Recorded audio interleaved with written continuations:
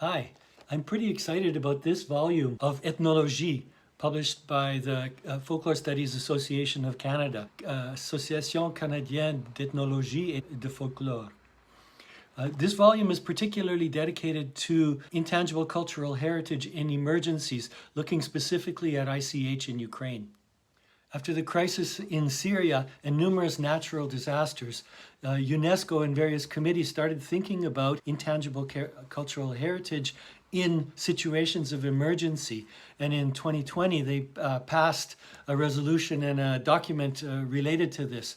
There were two main ideas that came out of that, at least in my mind. One of them is that intangible cultural heritage is really, really fragile in situations of emergency. And the other one, in some ways, is the opposite. Intangible cultural heritage gets stronger, gets more powerful, gets more meaningful to the people involved. Both are happening at the same time. I'm Andriy Nahachewsky. I was co-editor with Oleksandr Butsenko from Kyiv.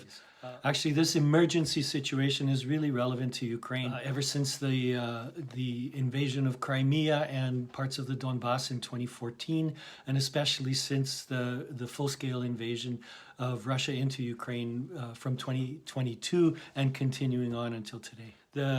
Certain kinds of things are happening much, much less.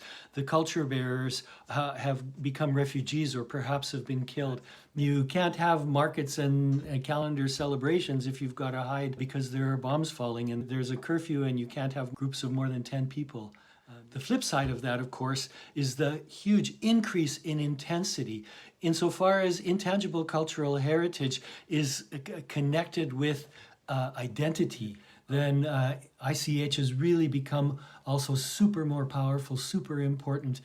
Ukraine ratified the ICH Convention in 2008, and as of now there are 122 elements in the Ukrainian National Register and 5 in the various lists of UNESCO itself. I think it's really nice that a couple of the articles in this volume deal specifically with Kobzar-Linik tradition. And that has now been put onto the Ukrainian national list, and it's also on the UNESCO list of good safeguarding practices. A couple of articles also deal with museological projects that work on the sustainability of cultural elements, and also some commentary and some description of the work of the National Committee and organizations around it that are working within the industry. So if a reader is interested in ICH in any of its various aspects, this volume probably has something in there. I'd like to thank the various authors that contributed articles to the volume. I'd also like to thank co-editor Oleksandr Butsenko. It was a great pleasure to work together. I'd especially like to thank Laurier Turgeon and Catherine Briand in Laval, who really instigated the project and made this really happen. Thank you very much.